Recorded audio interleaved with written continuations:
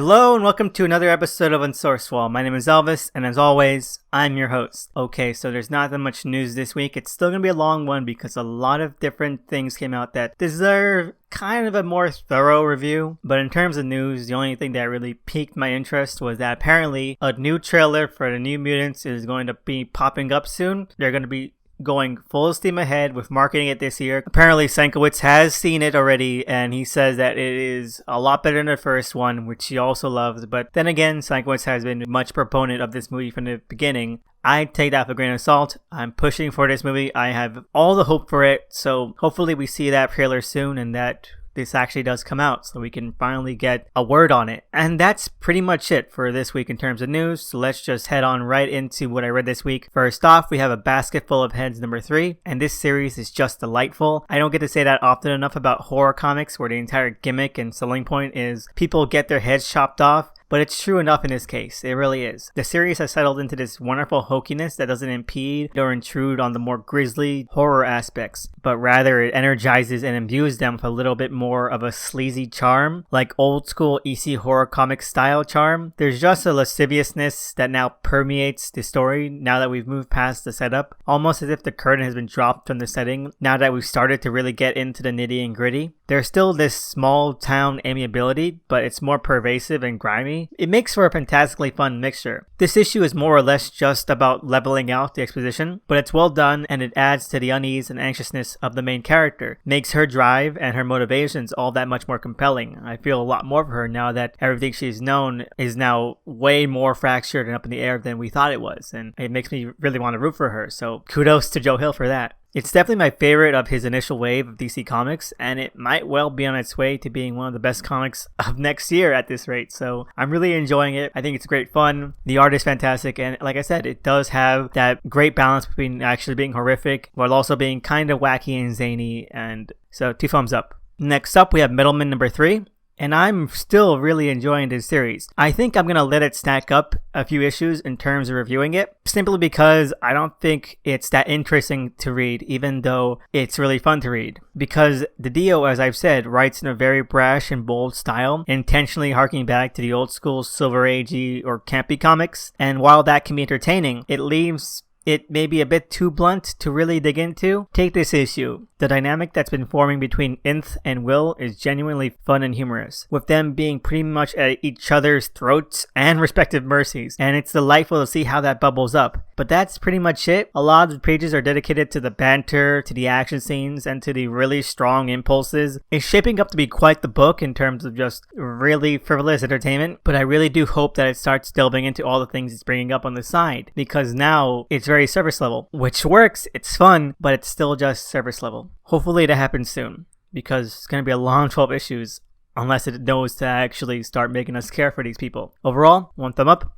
1 thumb middle. Moving ahead, we have John Constantine, Hellblazer number 2. This was another fun issue. It's kind of as incomprehensible in terms of the slang and idiosyncrasies as the previous issues have been, but it's also managing to keep up the style, the humor, and the eerie danger and attitude of those as well. It really is a sight to behold, Constantine muddy his way about London and just act as though he wore a crashing cannonball through everyone else's schemes and machinations. He's always had this shade of being kind of a ping-pong character, but it's a lot more present here due to how he's now more out of time and the veritable amount of shenanigans that have already propped up that are almost immediately rearing their head. It's kind of ridiculous, but it's the perfect type of chaotic that makes this series and this character so great and so entertaining to read. A lot of things are no doubt sailing right past my head, but it's just amazing to see how things are going to go to shit so fast for him, and I can't wait to see how things crumble around Constantine. Such as they are, at least. It sets up a lot, but I hope that Spurrier doesn't drop the ball of it, because it's doing such a great job at setting Constantine up for this world, making me care and making me at least a little bit interested and engaged with the side characters, who get some amazing moments and beats here, and I really love them around. I love to see them run even a few paces that I didn't expect to see return. So if it can stick the landing of the next arc, then it might be something special after all. So overall, 2 thumbs up. It's a great amount of fun, and the art is still crackling with energy and just manic personality. So I can't wait for more. And penultimately, we have American Jesus The New Messiah, #1. This is a series that I've been waiting for from Mark Millar to finally start finishing ever since I first read the first volume of American Jesus way back when I was this impressionable 16-year-old. And, well, for better or worse, this is the sequel to that. It's like maybe one of the most faithful sequels to a work with this large a gap between them that I've ever seen. Millar himself even notes that it's been like 15 years between arcs, so you'd expect some distinction between the two eras of Millar's career in terms of craft, storytelling, skill, but nope, nothing at all. You could give this to me exactly as it is and tell me that Millar wrote this way back in 2006, and I would have believed you. This read almost exactly like Millar's original creator-owned works, with their janky, jarring, disjointed, edgy, and awkwardly wannabe shocking and timely character and plot beats. I mean, there's a page that made me gasp out of the intense tastelessness of it all. Like, I get what they're going for. I get why they chose this thing to drop into the laps, because it's meant to be, like, very shocking, but it's just so tasteless and just kind of gross. But that's like the entire way Millar used to write back in those days. So yeah, you really could just pick this up right after reading American Jesus Volume 1 and not even feel like you skipped a beat. And I can't go on without commending Peter Gross's art, because it's disarmingly cute and soft, and it's one aspect of this issue where the continuity of structure and how they're made actually helps. Like, if you went from first arc to this one, you could not perceive a change has happened at all. And while it might sound like I've been pretty harsh in this issue because it's not that good, I still kind of enjoyed it. It tells the flip side to the original Antichrist story, and Millar's versions of the Virgin Mary and Joseph have promise. I just hope that Millar can capitalize on that, and that we get to see Jesus soon as well, because it would be a shame to end this 4-issue series or 3-issue series, however long the first one was. I believe this would be comparable, at least, without seeing as much of Jesus as we can and really get a feel for what he's all about and who he is, especially given Millar's staunch Catholicism and the way that the afterword to the original first arc has him going on this like mini rant about how Jesus isn't really portrayed the way he sees him and the way he sees would be respectful to him in modern media. So I want to see him put, his money where his mouth is, and I'd be really excited for it. That's one of the main reasons I'm so excited for this sequel to ever happen. And so starting with Virgin Mary, I understand it and I respect it, but I do want to see exactly what he has in mind. I think that's the main selling point here. So fingers crossed that's not just about Virgin Mary and Joseph here, even though, like I said, they're interesting little characters and I think that I would enjoy a story about them. Although there is one thing I need to point out, is that even though Millar is a staunch Catholic, oddly enough, this issue feels like it was written a lot more by someone who is an evangelical globalist truther in like the worst ways, if you catch my drift. And it really did put a damper on my enjoyment, because there is just something so uncanny and disturbing about this. And I hope it's just something that is early morning jitters here, because there's a lot of promise and I do have hope for it.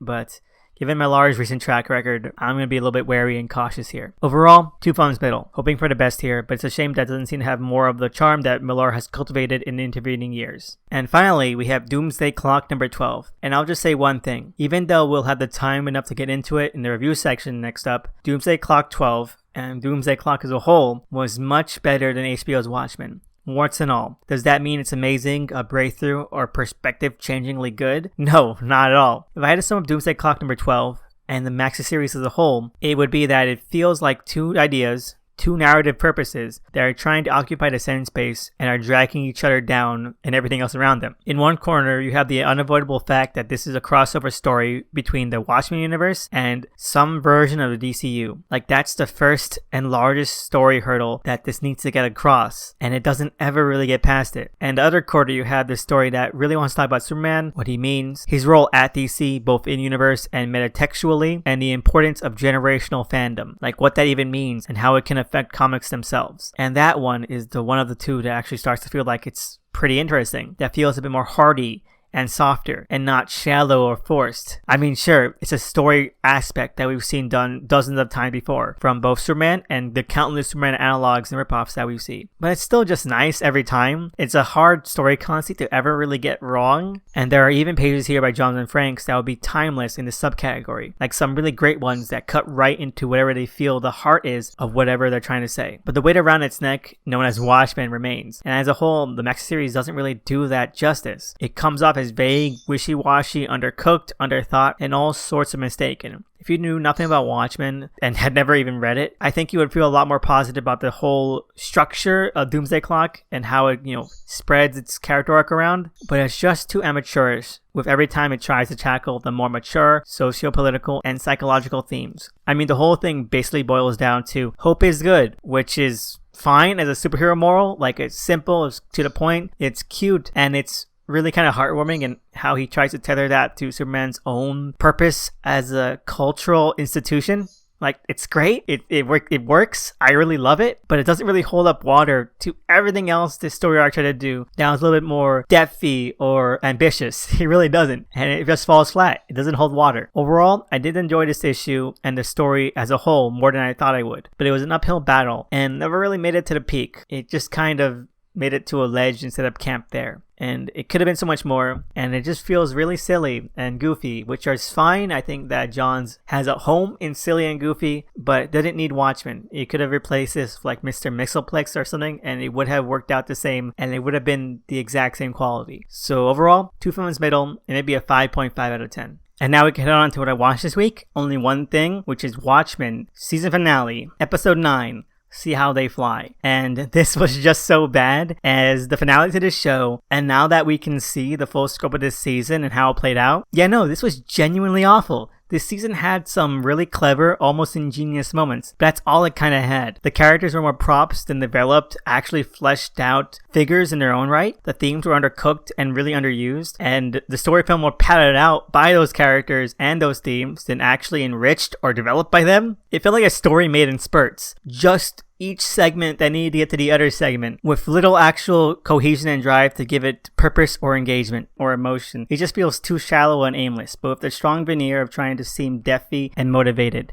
It's just both too goofy and clumsy to be taken seriously as an actual drama, but also too straight-laced and serious-faced to be accepted as some sort of silly comic show. You just can't do either. And honestly, that's why I say Doomsday Clock is better, because Doomsday Clock has the baggage of being DCU and stupid and silly, but it's the baggage that everyone can see and knows exists around its neck. This is just aping the emotions of a prestige drama so hard and making a fool of itself. It's ridiculous, but in an aggravating way. It's interesting and intriguing, but never in a way that gets dug into or explored. It's just a hodgepodge of ideas, and the way it wastes all of them is irritating to even think about, because what was the point of any of this? It just takes an actually deafy story and makes it into some insanely superficial and moralistic Aesop fable, and not even a good one. It's laughable to see how this show turns out and winds down. If it was stupidly insane like Gotham, I wouldn't have minded, but it's the pretension of it all. Be what you want to be, because then I'd respect it. Overall, it made for an annoying, disappointing watch. And it's funny how no matter what else, the people who love the show or the ones who hate it, neither of those groups want a second season. Maybe there is some harmony in the universe, because every second I spend thinking about the show, the more irritated I get by just how stupid and shallow and superficial it was. Like, it brings up so much. It brings up so much in terms of like the world, society, the characters, everything. And it just wastes every single bit of it. This is one of the worst shows I've ever seen. It really has to be. Overall, 2 thumbs down. Season-wide review score, 3 out of 10. Anyway, there are no listener questions this week. I just want to say thank you to everyone out there who's ever sent in a question, comment, or topic. It means so much to me. And I just want to say thank you so much, because they're always so amazing and so fun to think about. So thank you again. And if there's anyone out there who has their own questions, comments, or topics they want to hear discussed on the show, you can find me on Twitter at THE_SNICKMAN. And I want to give a shout out to the cover artist for the show at DOTEMCEE. Please check them out. They're amazing and deserve all the follows they can get. And I just want to say thank you again for listening. I hope you have a great holiday season. I think I'll be able to get in another episode before New Year's, so look out for that. Have a great winter season, and see you again next time.